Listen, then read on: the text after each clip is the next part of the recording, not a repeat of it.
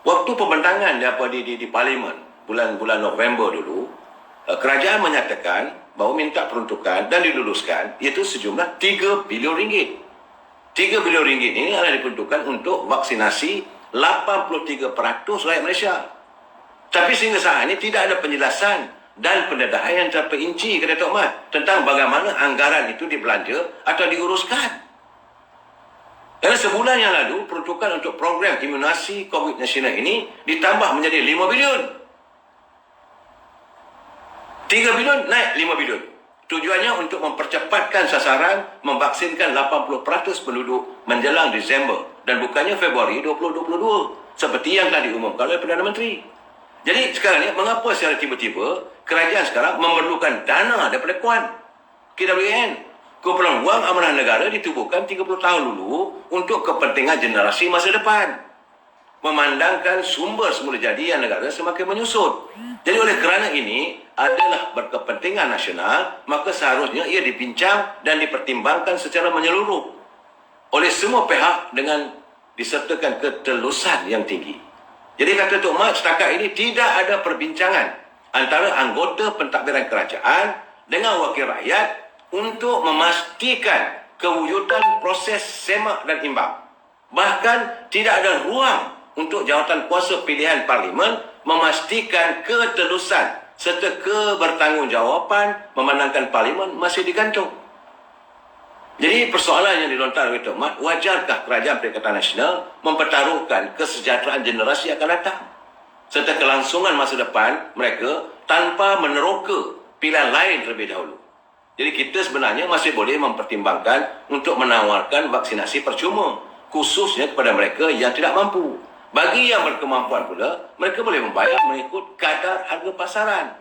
Jadi mungkin sesi inilah pilihan terbaik, tapi ia pasti lebih baik dari memperjudikan masa depan generasi yang akan datang. Jadi Tok Mat pun tak bersetuju. Semalam saya dah katakan, Muhammad Tengku Razali pun mengatakan ini bahaya apabila wang daripada KWN disentuh untuk tujuan tertentu. Datuk Seri Najib juga menyatakan yang sama. Hari ini Timbalan Presiden UMNO, Datuk Muhammad Hassan. Jangan lupa mereka-mereka ini adalah orang dan pakar dalam bahagian ekonomi. Kalau sekadar jaga Khairi Jamaluddin nak berujar dengan 3 orang ni, saya ingat ke laut lah Khairi Jamaluddin. Sebab ini kononnya saya tak tahu lah pemahaman saya. Mungkin saya silap.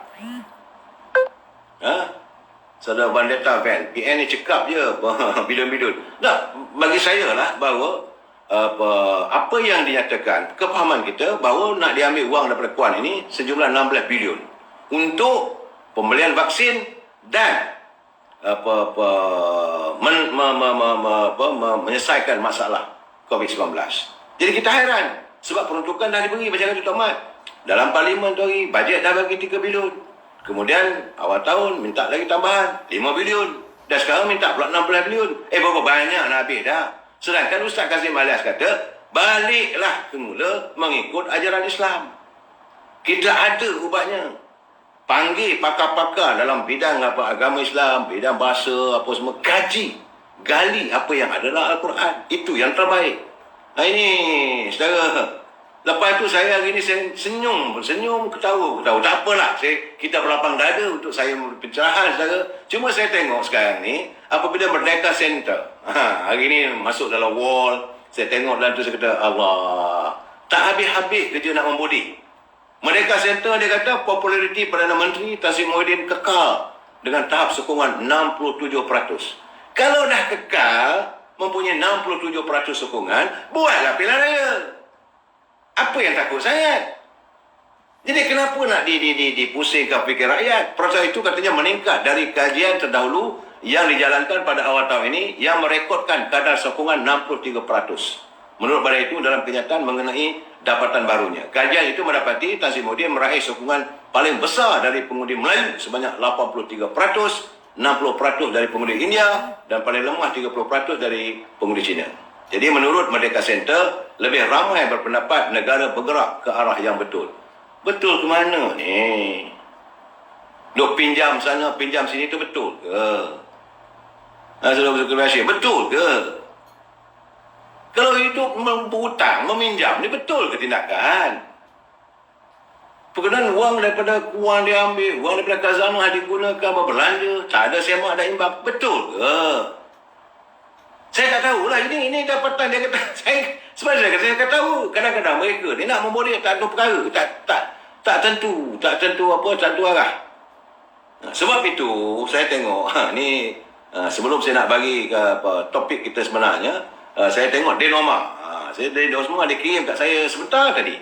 Sekitar dalam pukul 8.30 malam tadi. Saya tengok situ 8.30. Saya waktu tu tengah solat dan Seri Omar dia kata, Datuk, rakyat Marahin dan akar umbi UMNO mahukan Presiden Parti lunaskan mandat yang telah diberi pada PAU. Janganlah Presiden membuat keputusan flip-flop dan bermain dengan masa. Rakyat Marahin dan akar umbi UMNO dah cukup menderita hidup mereka. Jadi mana letaknya populariti itu? Dia kata bubarkan parlimen dan carilah masa yang sesuai untuk PRU15. Serahkan kembali hak kepada rakyat. Biarlah rakyat yang menentukan kerajaan yang akan mentadbir negara selepas ini. Cukuplah katanya, rakyat dah benci dan meluat dengan permainan politik wakil-wakil rakyat. Ini catatan daripada Saudara Den Omar yang masuk dalam war saya sebentar tadi. Kemudian Saudara Walid dia kata UMNO ni vokal tapi masih di CCPN. Apa kena UMNO sebenarnya, Datuk? Cuba kita melabur secara terus terang. Saya nak kata macam mana, itulah keadaannya. Wakil rakyat ni memanglah dia berada dengan PN. Bagi dia dia sedar. Dia peduli apa soal rakyat. Kena gagak diterima kata UMNO tak ada masih sokong PN. Sayang nak letak jawatan menteri. Jadi akhirnya orang melihat bahawa seolah UMNO ni pemimpinnya dayus. Sekarang UMNO bukan lagi untuk rakyat tapi untuk tembuluk MP-MP dan adun-adun UMNO. Dan yang terbaru, seorang wakil rakyat daripada Perak dihantar ke war saya malam tadi. Sempat saya call dia, saya kata janganlah kata begitu sekali pada UMNO saya ni. Setara bukan daripada parti UMNO, tapi kalau saya usik UMNO, saya akan menjawab. Kata. Tapi dia kata, cuba you fikirkanlah. Dia kata, UMNO ni sebenarnya dia tak berani untuk mufarakah lagi. Jadi asyik tu main test market katanya. Walau bagaimanapun katanya, ini pada penghayatan mereka, UMNO akan ditalkinkan sebelum mentalkinkan bersatu.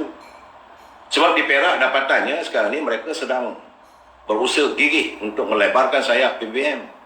Itu dapatan beliau. Sebab itu saya agak lega. Pagi tadi saya tengok kabarnya Duli Yang Maha Mulia Tuan Agong telah pun berkenan untuk mengizinkan jawatan kuasa menamatkan darurat dan membuka semula parlimen untuk menghadap ke bawah Duli Baginda. Jadi UMNO tentu menanti dengan penuh debaran. Jadi dalam keadaan begini saya merasakan bahawa ini akan mempengaruhi Majlis Tinggi UMNO yang akan bersidang pada 25 bulan nanti. Saudara, apabila tuanku dah bersetuju untuk, cuma tarikhnya bila tak tahu. Saya rasa pandangan saya mungkin istana nak dengar apa keputusan Majlis Tinggi UMNO. Kalau Majlis Tinggi UMNO menarik sokongan enough is enough, maka tuanku pun ada hujah-hujahannya. Jadi sebab itu baginda dah bersetuju. Sebab itu ini usaha Datuk Seri Anwar Ibrahim yang untuk mencabar keputusan kabinet dalam menasihati Duli Yang Maha Mulia Tuan Agong memproklamasikan keputusan darurat menemui kegagalan. Dah habis dah. Bawa Mahkamah Tinggi, Mahkamah Rayuan dan ditolak. Jadi setelah keadaan sekarang ni, kita sudah wujud 1000 persoalan. Bagaimana kedudukan politik negara? Mungkinkah bakal tercema jajaran baru politik negara? Setara sila hayati satu persatu bila saya selitkan sesuatu tu, dengar baik-baik. Apakah mungkin ada jajaran baru dalam politik negara? Sebab ini surat yang dihantar dari istana kepada Datuk Khalid Samad bahawa Duli Yang Maha Mulia Tuan Agong bersedia untuk menerima sekretariat yang mahu supaya darurat ini dihentikan dan parlimen bersidang untuk menghadap. Cuma tarikhnya belum disediakan. Saya melihat tarikh itu bahawa ini tentulah akan berkisar kepada Majlis Tinggi UMNO yang akan bersidang 2 hari lagi. Jadi dapatan tuanku tengok, sebab suka tak suka dalam Kerajaan Perikatan Nasional, UMNO mempunyai kerusi yang paling besar. Wakil-wakil rakyat daripada UMNO ada 42 orang. Dan Barisan Nasional 3 daripada Barisan Nasional itu 4. 2 daripada MCA, 1 MIC dan 1 daripada PPRS. Sebab itu keputusan Pemesyuarat Majlis Tinggi UMNO 25 bulan ini amat penting. Sebab itu kita minta supaya Datuk Seri Presiden jangan berdalih-dalih, jangan bertolong-tolong, kena laksanakan. Sebab ini pandangan daripada saudara Muhammad Azmi. Dia kata UMNO sebagai anchor, dia bukan lagi sebagai kingmaker. Anchor inilah yang teguh belakang. Maka tiba masanya untuk UMNO melabuhkan sauh kapal di mana juragannya tengah menghanyutkan lebih jauh lagi tanpa arah tuju. Jadi sekarang ni macam negara kita ni sebagai sebuah bahtera. So it's a time. Kita tengok dah tersasar sana, bawa sini tak kena, bawa sini tak. Di depan tu tsunami dah menunggu. Di depan tu angin cabaran begitu menerpa. Jadi UMNO sebagai anchor, labuhkan sebenarnya sauh, tunggu dulu. Ketinya tarik sokongan. Itu pandangan Saudara Muhammad Azmi. Orang bijak ni kalau dia bagi pandangan tu sedikit-sedikit. Bukan dia bagi pandangan terus begitu saja, secara sembrono. Dia memberi berkias. Sebab apa sekarang ni? Saya melihat tulisan saudara Zam Yahya pun bagus juga. Tapi saya bukan waktu untuk baca. Cuma apa yang saya lihat sekarang ini, kita harus menyantuni diri kita. Jangan kita salahkan istana. Duli Yang Maha Mulia dan Tuan Agong sudah berlapang dada, sudah menetapkan mahu untuk bertemu, panggil, menitahkan supaya semua jawatankuasa ini menghadap nak bincang hala tuju negara. Sebab dalam keadaan sekarang ni negara memang tenat. Kita harus menerima hakikat negara sekarang ni tenat. Sebab itu pandangan daripada saudara Zainal Azhar, dia kata jika UMNO dapat meyakinkan rakyat dengan memasukkan dalam manifestonya sekiranya dapat majoriti, kerajaan pimpinannya akan membebaskan agensi penguatkuasaan seperti PDRM, SPRM, Pegawai Negara, Kehakiman, SPR, maka majoriti rakyat insya-Allah pasti akan mengundi Barisan Nasional. Di samping itu katanya Barisan Nasional perlu memberi penguasaan penuh pada Majlis Raja-Raja di bawah kelolaan Duli Yang Maha Mulia Tuan Agong. Kembalikan kuasa pada Agong ke atas agensi berkenaan. Rakyat mahu lihat kuasa penuh diberikan kepada Majlis Raja-Raja yang bersikap berkecuali dari bidang politik. Usahakanlah agar percadangan ini sampai ke pihak tertinggi UMNO Barisan Nasional. Ini pandangan daripada saudara Zainal Azhar. Benar. Jadi dalam keadaan begini, kita mengharapkan untuk masa mendatang ini bahawa pola ataupun unjuran politik negara kita ini akan melalui perubahan yang lebih ketara lagi. Dan kita sudah tidak mahu lagi wujudnya politiking ataupun percaturan politik, pemimpin-pemimpin politik lain tak ada melontarkan kata-kata klise, kata-kata yang penuh dengan retorika. Mereka ini pembohong. Kalau mereka mengatakan berjuang untuk rakyat, untuk agama, untuk bangsa, pembohong. Sebab terbukti sekarang ini, bila mereka berada dalam kerajaan, apa yang mereka lakukan? Selama ini, mereka mengatakan, kita berjuang untuk Islam. Apa jadi? Judi bertambah lagi. Kita berjuang untuk Islam. Apa jadi? Apa yang telah berlaku sekarang ini? Kita dapat lihat. Dan mereka yang mengatakan, demi agama, bangsa, hebat. Tapi hari ini, bangsa mana yang terkesan? Macam saya katakan, orang Melayu nak meniaga dekat gerai pun kena buang dia punya tong-tong perniagaan. Ini keadaannya.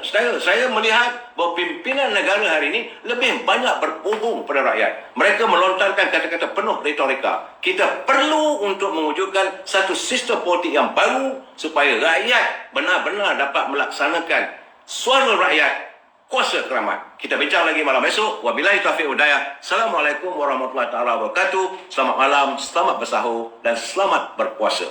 Ingat saudara, kita tinggal lebih kurang dalam 2 minggu saja lagi. Bersamalah kita mengangkat tangan kepada Allah SWT agar bumi tercinta ini sentiasa terpelihara dan kita, warga cinta damai, menyantuni apa sahaja untuk kebaikan rakyat. Sekian, terima kasih. Assalamualaikum.